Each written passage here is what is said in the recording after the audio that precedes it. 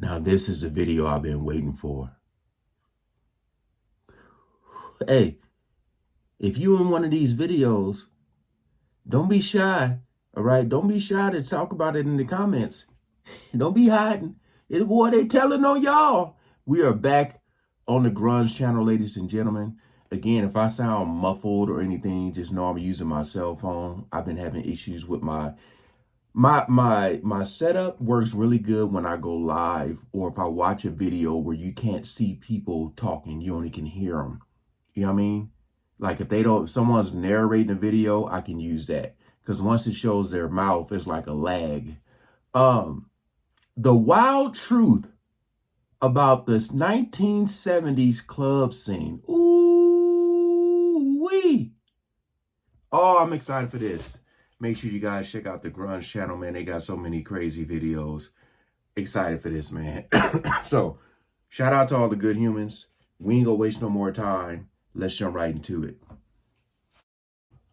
If you've ever wanted to be led around on horseback by a naked guy or share cake with a drag queen, then it's time to get in a time machine and check out the unbridled club scene of the 1970s. Studio 54 in Manhattan established the template to the modern club, the illusion of exclusivity, the glamour of celebrity, and an extremely permissive policy toward pretty much everything. It was so successful that co-founder Steve Rubell once bragged that he made more money than the mafia. And when it was raided in 1978, the cops reportedly found garbage bags of cash in the basement. Part of the club's success had to do with its ability to lure celebrities there, sometimes with lavish parties. So I'm guessing they got raided because of maybe drugs and stuff. It's crazy. Because y'all know I just finished The Sopranos. So for him to say that he made more money than the mafia, I was wondering, did they ever try to like rob him or he, you know what? He probably was cool with them. So like, they probably like, let me see, 1970s. How big was the mafia in there? I'm just trying to think, like, he probably made a deal with them. You know what I mean? Because if you have rivals in there, it could get dark quick. Thrown in their honor. And that's exactly how they got country superstar Dolly Parton to show up in 1978. Look at Dolly. As recounted in the book The Last Party, Studio 54 co-founder Ian Schrager came up with the idea to actually build a farm on the dance floor, complete with live animals.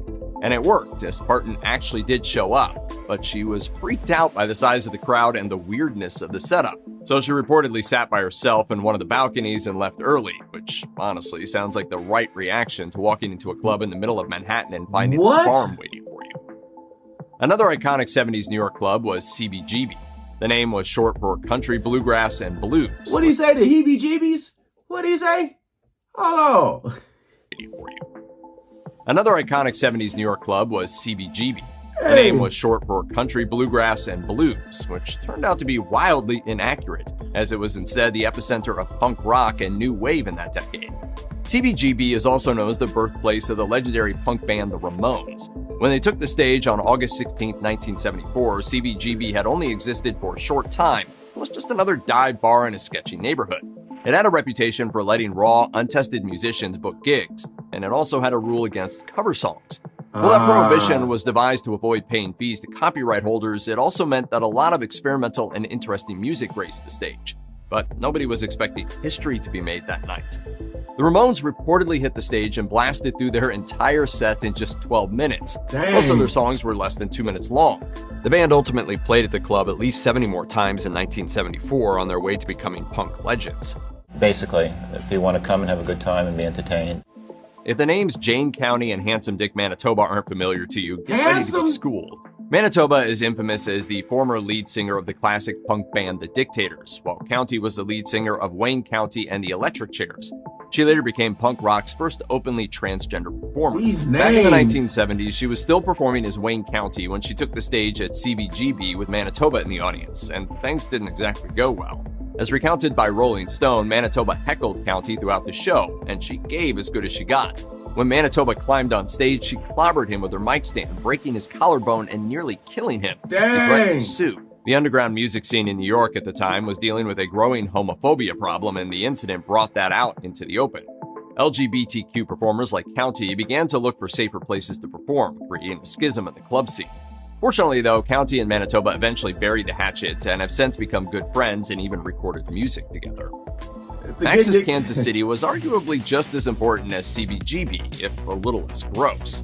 As recounted by Far Out magazine, Iggy Pop and the Stooges played there in 1973. The club had a very small stage with tables right up against it. The Stooges were a big draw at the time, so the place was packed, and Iggy Pop had grown frustrated with the tiny stage. So one night he decided to start walking on the tables as if they were an extension of the stage. It was going great until one of the tables tipped over, sending him crashing down onto another table covered in glasses. Iggy ended up with a puncture wound in his chest and discovered that if he pulled his arm a certain way, blood would spurt out. So he started doing it on purpose, spraying his audience with his own blood. What the hell? Probably a health code violation. He kept singing through the whole ordeal. The crew tried unsuccessfully to bandage him up with some gaffer tape, and his blood-soaked performance became the stuff of legend. Oh, I get it. They're gory. Studio That's 54 crazy. is legendary today as a representation of the endless party that supposedly defined the 1970s, but it almost failed completely. After a splashy and well-attended Again, I just want to know. I gotta see somebody in the comments that say, "Oh, they remember that," or please. They gotta be at least one of y'all. Please, please. That's this man is talking about some spraying the crowd. That's crazy, man. What in The Walking Dead? launch, attendance fell off immediately, and the club struggled to get enough people inside to make a profit. It was a huge space and needed about 1,000 people inside every single night if it was going to make a dime. The owners did everything they could think of, but for the first 5 weeks or so, they barely got by. Then fashion designer Halston booked the club to throw a birthday party for Bianca Jagger, then wife of Rolling Stones frontman Mick. As recounted by Vanity Fair, this included having a naked man covered in gold glitter leading Jagger around on the back of a white horse. Photos of the event were instantly everywhere, and suddenly Studio 54 was the place to be, with crowds thronging outside. To this day, Jagger has to explain to people that she didn't ride through the streets of Manhattan on the horse. Instead, she and Mick just walked in like regular people. Regular, wealthy, and famous people, but still. It's hard to understand today just how unique Studio 54 was when it opened. It was an everything Girl looked like Emma Watson. The one in the middle from that side profile. goes nightclub where they literally had a giant mechanical moon lifting a spoon filled with cocaine to its nose as part of the decoration. Studio What? 54's official launch happened on April 26, 1977, and it was a glitzy affair. Celebrities from all walks of life were invited, including Donald Was that Trump, Trump? who arrived with his first wife, Ivana. Other icons of the 1970s soon stopped by as well, like Cher, Warren Beatty, Frank Sinatra, Margot Hemingway, and many others. As recounted by the Daily Beast, the real party soon erupted outside the club. A doctor had seen fit to bring a bottle of medical-grade Quaaludes to the opening, and he began handing them out to everyone on the street. Soon enough, the celebs dancing inside probably wished they were outside, as a full-on orgy had broken out, with people disrobing in the street and dancing wildly. Sadly, many of the people in that crowd probably don't remember very much about that unforgettable evening. The Mercer Arts Center is largely Damn. forgotten today, but for a few years in the early 70s, it was one of the most important music venues in New York City. It's most closely associated with the influential proto-punk band the New York Dolls. As recounted by Vulture, on the evening of August 3, 1973, the center was preparing to welcome about 2,000 eager audience members, and the building began showing signs of imminent collapse. Bricks were literally falling, and wooden beams were groaning under sudden stress. Around 5 p.m., just before people were due to arrive, the building collapsed into a heap of rubble, killing 4. A fictionalized version of the moment kicked off HBO's short-lived series Vinyl, and implied that it was the sheer rock and roll power of the New York Dolls that brought the walls down.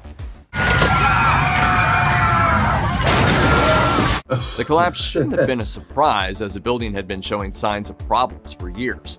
Today, you can still see the original roof line of the center on the brick of the building next door. If you want to trace the evolution of the 70s club scene in New York, you have to go back to the very beginning of the decade. As recounted by NPR, on February 14, 1970, a young man named David Mancuso realized that he needed money for the rent on his loft apartment at 647 Broadway.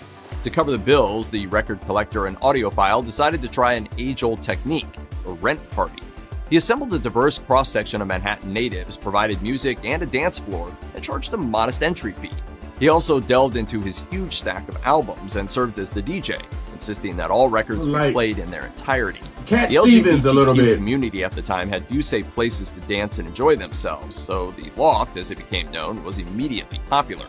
Mancuso's parties were underground but perfectly legal and established the hunger for a nightlife marked by a casual attitude, an inclusive vibe, and plenty of great music. These parties incubated the club culture that erupted into vibrant life later in the decade when splashier, more formal clubs opened up. It's fun to imagine what it must be like when a bunch of famous creative people have a few drinks and hang out together, except sometimes it's not always as exciting as it sounds.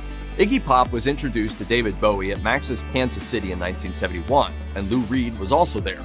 But the meeting of these musical icons wasn't the sort of amazing celebrity hangout you might imagine. Instead, it was a rather awkward evening. As Bowie recalled, "It was me, Iggy, and Lou Reed at one table with absolutely nothing to say to each other, just looking at each other's eye makeup." It's kind of comforting to know that famous people can find themselves at a loss for small talk just like the rest of us. Things eventually got less awkward as Bowie became good friends with Iggy and Reed and worked with both of them many times. There were elements of what Lou was doing that I thought were just unavoidably right for both the times and for where music was going. Xenon doesn't get as much attention as Studio 54, partly because it was designed to be a Grace near-perfect Jones. copy. But just because it wasn't terribly original doesn't mean crazy stuff didn't happen there. Take the time in 1978 when Grace Jones threw herself a 30th birthday party. She reportedly rode in on a motorcycle and posed with the bike on the dance floor. She was soon surrounded by half-naked dancers who crowded around her, along with the drag queen Divine. When the birthday cake arrived, everyone grabbed a piece and fed each other, including Jones and Divine. The most remarkable thing about the whole moment is that it was captured on film, and it's clear that everyone was having a grand time. For Jones, there was also always an element of performance, as she's quoted as saying, "It required a lot of hard work and good makeup to be accepted as a freak." Nothing underscored the anything can happen vibe of the 1970s quite like Sally Lippman. She was 77 years old when Studio 54 opened. She was a lawyer by trade but hadn't practiced in decades, and she achieved a bit of celebrity and a whole lot of joy when a young friend brought her to the club. As she danced wildly with people decades younger than her, she became a sensation and earned herself the nickname Disco Sally. In short, Lippman was a Look at beloved her. regular who often invited the staff back to her apartment for dinner. She truly loved the freedom that the 70s club scene offered. As former Studio 54 manager Scott Bitterman once said, "Sally represented the best of the club for me. She was neither rich nor famous. She was a woman who loved to dance and have fun with her friends in the evening."